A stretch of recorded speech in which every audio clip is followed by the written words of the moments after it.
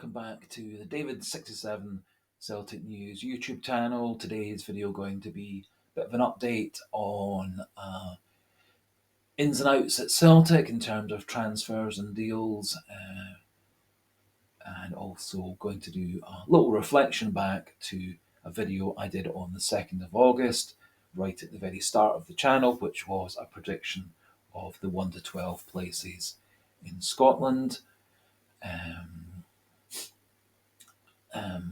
Also planning at the weekend to do a grading system of the performances of Celtic's players so far this season.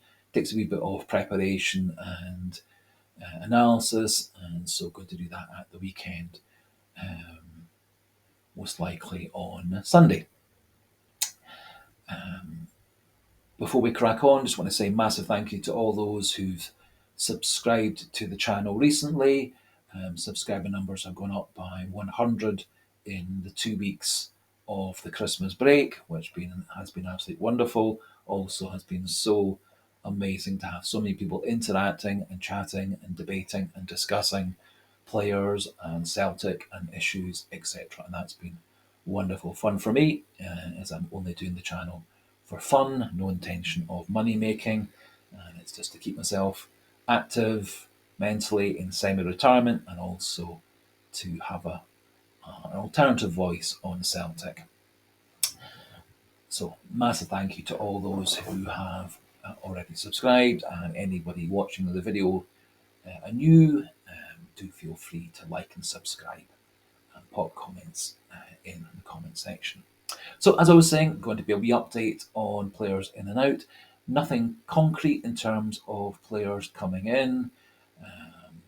Celtic remain having an interest in Thiago Arojo, although nothing formalised. Interest in signing Matthias Kiesgarden, although again, nothing formalised. Celtic did have a bid of £4 to £5 million in the summer for Kiesgarden, which was turned down. Brøndby now said to be looking for 8 or even 9 million for him, which I think is too steep a fee for a player of his ability and scoring levels. But I do wonder whether Celtic might negotiate Brøndby down a bit, as it does appear interest from other clubs is dying out for Kiesgarden currently. On a similar topic, Celtic do seem to be pursuing their interest in Lawrence Shankland. Shankland said to be a player that Brendan Rodgers is very keen on, very impressed by, and of course Shankland has had a very good scoring record this season and last for Hearts, and has been breaking into the Scottish international squad. Shankland, of course, 28, fee 4 or 5 million. And he would actually, again, tick one of the boxes for the UEFA quotas of Scottish and home-trained players. And I think Shankland would be a definite good option to go with Kyogo and O. And I'd also like to see a fourth striker come in. Players such as Kiesgarden, Sidney van Hooijdonk, Faris Moumbania, I think all very good options to be one of 4 strikers at Celtic. I think with the way things are in terms of Asian Cups, African Cups, injuries, etc., it is good to have 3 or 4 good strikers on a rotation, keep everybody in form, keep everybody fit, and also cover for injuries and international tournaments, etc. And so I do hope that Celtic do pursue the interest in Shankland and get him in the next week or so. Celtic do appear to be pushing on with their interest in Scott McKenna. It would appear to be a loan to the end of the season, and at the end of the season his contract with Notts Forest is ending. I personally would rather Celtic stay clear of Scott McKenna.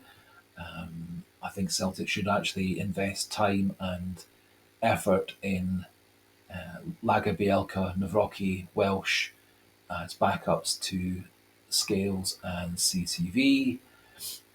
As I've maybe said before, CCV's been very injury prone this season, hasn't looked quite at his best. And of course, Stephen Welsh has played 4 games for Celtic this season and had 2 injuries so far this season for Celtic. Celtic being a wee bit vague as to how long Welsh's shoulder injury is going to keep him out. Um, Shoulder injuries can heal within a couple of weeks, or some, like Andy Robertson's, require surgery and a couple of months of rehab. Celtic at this point being rather vague as to how severe Welsh's shoulder is. And for that reason, amongst many others, I think Celtic should keep Lagerbielka at the club. And as he is much younger than McKenna, much faster than McKenna, better in the air at both ends of the pitch than McKenna, has a good relationship within the Celtic squad, although it would appear not a good relationship with Brendan Rodgers. Appears a popular player in the squad, and also has a good relationship and partnership with Liam Scales, remembering they had 4 clean sheets together early in the season when the two of them got thrown in at the deep end with the injuries to CCV and Navroki.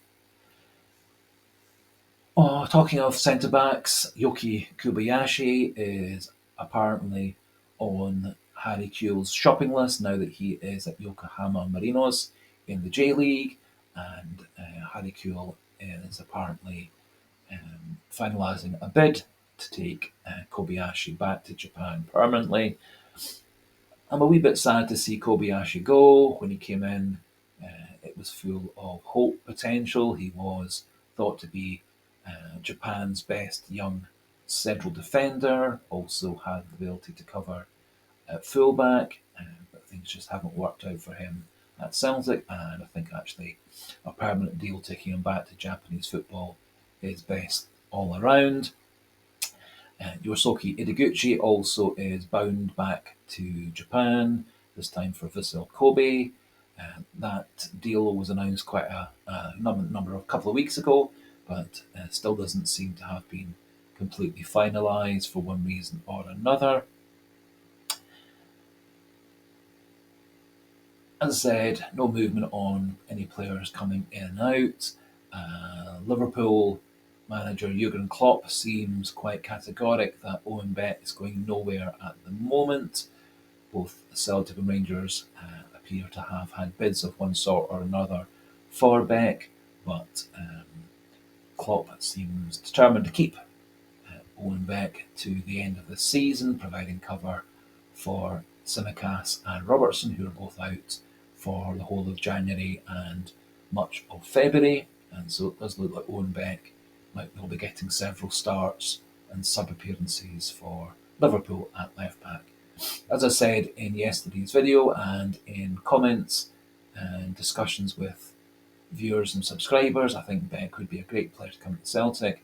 I think even though he's 21, he is a player who would be a day one starter, upgrade on Greg Taylor, better option as a defender than Arojo, just as good as Arojo and in the final third. And so I think Beck would be a great player to come to Celtic, getting better and better and better.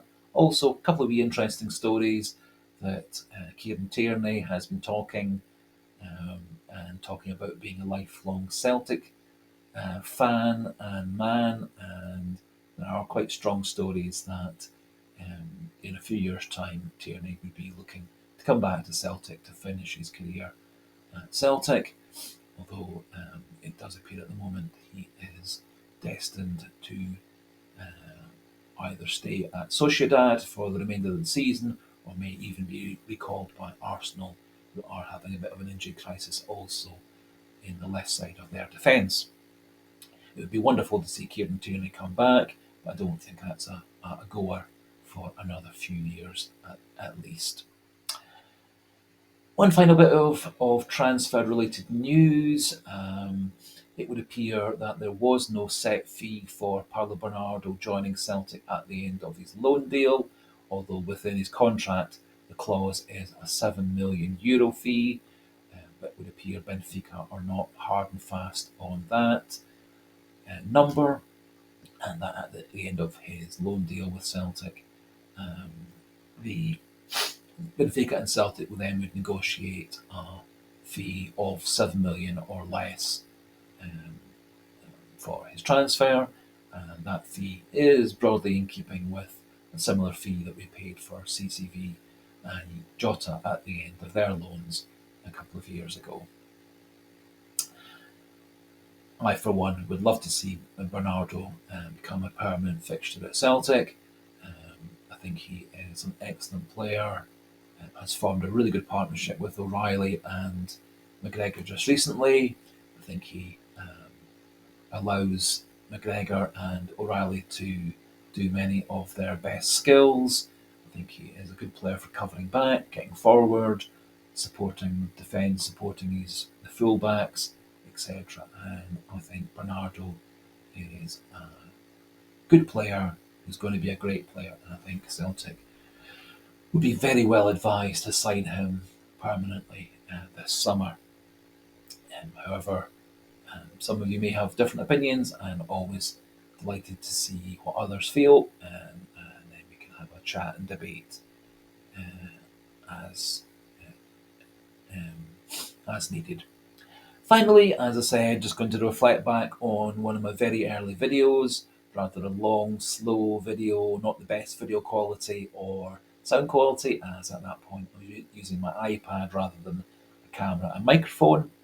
So on the 2nd of August, I predicted the positions for the Scottish Premiership.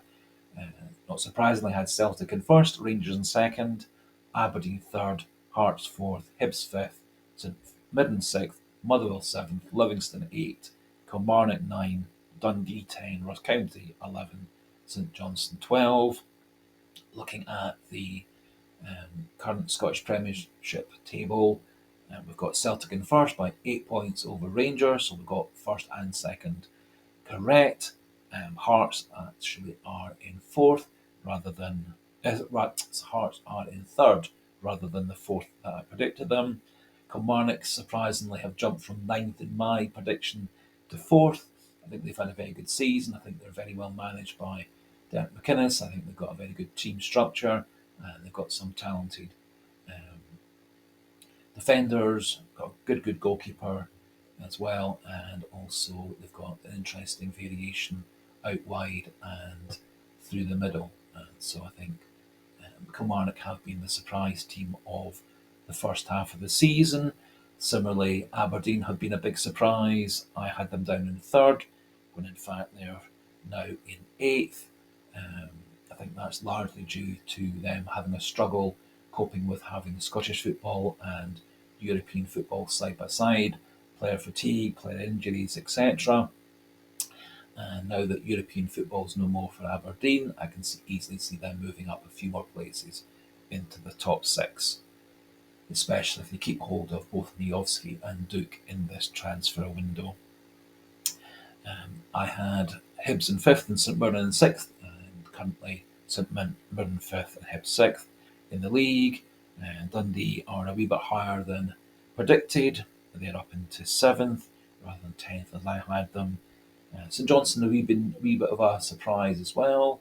I think they're switching to Craig Levine's helped the team move forward.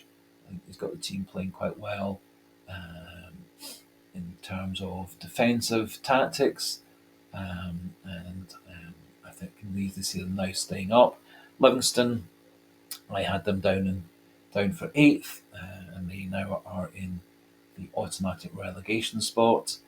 A wee bit adrift of Ross County in 11th, and I think relegation is actually going to be between Ross County and Livingston this season. Neither side has much money to bolster their squad, also not the most attractive clubs to go to in terms of prestige and location, etc. And I can easily see them being 11th and 12th as things are currently in the table. I also predicted on the 2nd of August that Celtic would win the treble. That very quickly fell through when we had that really disappointing Viaplay Cup loss at Kilmarnock. Celtic huffed and puffed and had lots of chances, but failed on the day. Few decisions went against Celtic. Kilmarnock were very efficient, nullified Celtic, and hit Celtic on the break. And it does seem that Kilmarnock are a wee bit of a bogey team for Celtic this season. So that just about finishes things off for today. As I said, I'm planning most likely on Sunday a mid-season rating system for all the players who played for us so far this season, and I'll keep a lookout for players coming in and at Celtic. And I'll make a few more scouting player analysis videos over the next few days throughout the winter break and the winter transfer window. So, just to finish off, thanks for watching, thanks for listening. If you haven't already, subscribe to the channel and you enjoy the output and the interaction on the channel, do feel free to click that subscribe button. Keep those numbers going up little by little, making me extra happy as we go into 2024.